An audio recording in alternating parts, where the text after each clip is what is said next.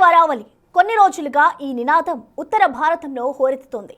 Social మీడియాలోనూ ట్రెండింగ్గా నిలుస్తోంది. North ఇండియాకు సహజ సిద్ధమైన రక్షణ కవచంలో ఉన్న అరావలి పర్వత శ్రేణుల మనుగడే ఇప్పుడు ప్రశ్నార్థకంగా మారింది అంటూ పర్యావరణవేత్తలు ఆందోళన వ్యక్తం చేస్తున్నారు. అసలు ఈ పరిస్థితి ఎందుకు వచ్చింది? అందుకు దారితీసిన కారణాలేంటి?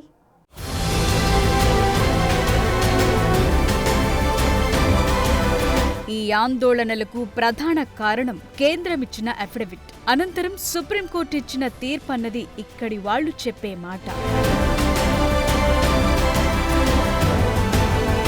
అవును, సేవ్ అరావలి అంటూ నినదిస్తున్న వారంతా ముక్త కంఠంతో ఇప్పుడు ఇదే మాట చెప్తున్నారు. ఇంకా చెప్పాలంటే నెల రోజులుగా ఇదే పరిస్థితి. తెల్లవారిందంటే చాలు సేవ్ అరావలి అంటూ ప్లకార్డులు ప్రదర్శించటం, స్లోగన్లు చేయటం ఇక్కడి ప్రజలు పర్యావరణవేత్తల రోజువారీ దినచర్యలా మారిపోయిందని చెప్పటంలో ఏమాత్రం అతిశయోక్తి లేదు.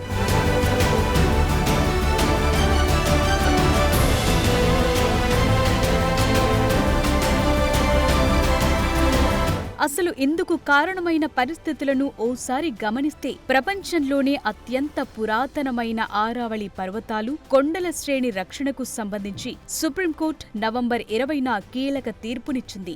నాటి చీఫ్ జస్టిస్ బిఆర్ గవాయ్ నేతృత్వంలోని సుప్రీం ధర్మాసనం అరావలి కొండలు, పర్వత శ్రేణికి సంబంధించి కేంద్ర అటవీ, పర్యావరణ మార్పుల నిరోధ మంత్రిత్వ శాఖ ఇచ్చిన నిర్వచనాన్ని ఆమోదించింది. అంతేకాదు కీలక తీర్పు వెల్లడించింది.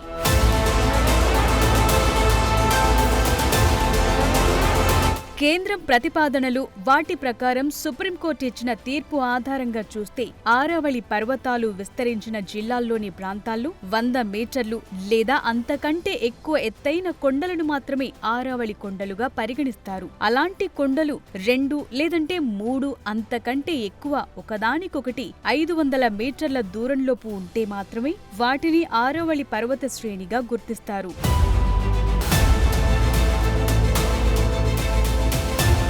సుప్రీం తీర్పు ప్రకారం చూస్తే 100 మీటర్ల కంటే తక్కువ ఎత్తున్న వాటికి పర్యావరణ చట్టాల నుంచి ఏమాత్రం రక్షణ లభించదు. అయితే అరావలి పర్వత శ్రేణుల్లో దాదాపు 90% కొండలు 100 మీటర్ల కంటే తక్కువ ఎత్తులో ఉన్నాయని పర్యావరణవేత్తలు, స్థానికులు చెప్తున్నారు. ఆ ప్రకారం చూస్తే ఇప్పుడున్న 90% అరావలి పర్వత ప్రాంతం మైనింగ్ జోన్ గా మారిపోయే ప్రమాదముందన్న ఆందోళనే ఇప్పటి నిరసనలకు కారణంగా మారింది.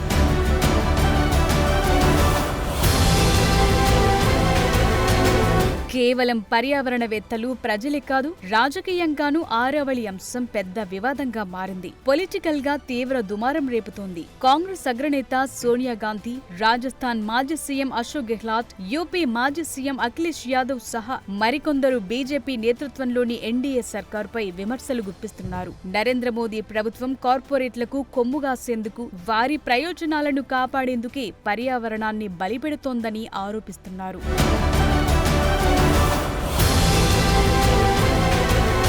వాస్తవానికి గతంలో వచ్చిన పలు రిపోర్ట్స్ ప్రకారం చూస్తే అరావలి పర్వత శ్రేణుల్లో 70కి పైగా ఖనిజాలు లభిస్తున్నాయన్న వాదనలున్నాయి. ప్రధానంగా జింక్, వెండి, రాగి, పాలరాయి సహా అనేకం ఈ జాబితాలో ఉన్నాయి. దీంతో గత కొంతకాలంగా అరావలి పర్వతాలపై వివిధ రకాల ఖనిజాల కోసం తవ్వకాలు జోరుగా సాగుతున్నాయి. దీంతో కొండల సైజ్ క్రమేపీ తగ్గిపోతోంది. పర్యావరణ సమతుల్యం మెల్లమెల్లగా దెబ్బతింటోంది.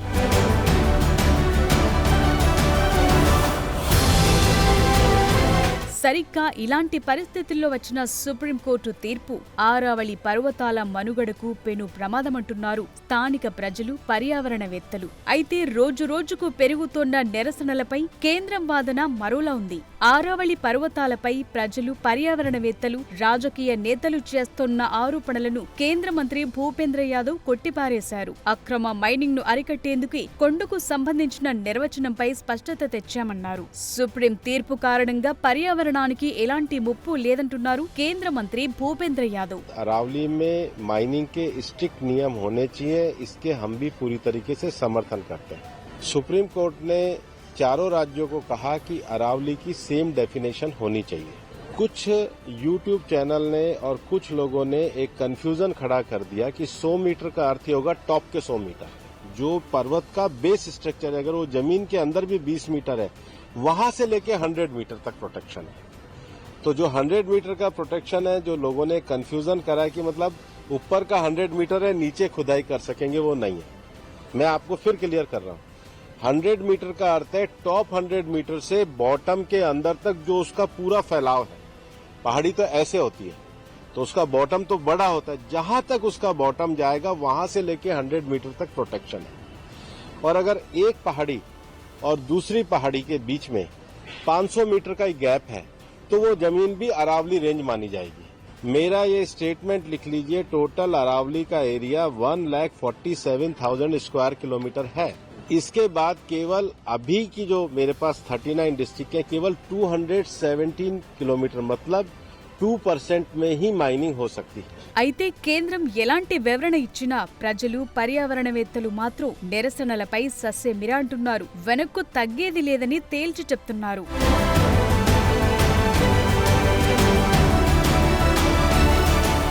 అరావలిని తవ్వేస్తున్నారు.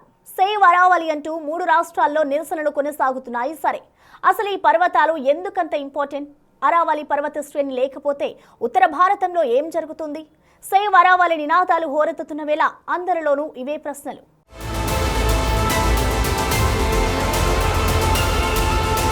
కనిపిస్తోన్న ఈ కొండ ప్రాంతమంతా ఆరావళి పర్వత శ్రేణులే.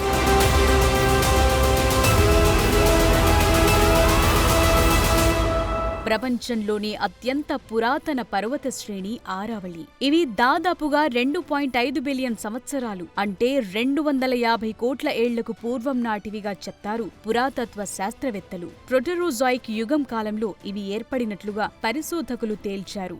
ఢిల్లీ నుంచి మొదలై నైరుతి దిశగా దక్షిణ హర్యానా, రాజస్థాన్ మీదుగా దాదాపు 700 కిలోమీటర్ల మేర ఇవి వ్యాపించి ఉన్నాయి.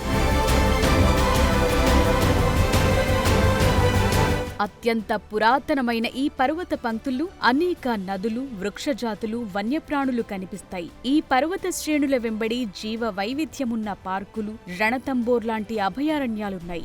వీటికి అనుబంధంగా మరెన్నో వన్యప్రాణి సంరక్షణ కేంద్రాలు సైతం మనకు అడుగడుగునా కనిపిస్తుంటాయి.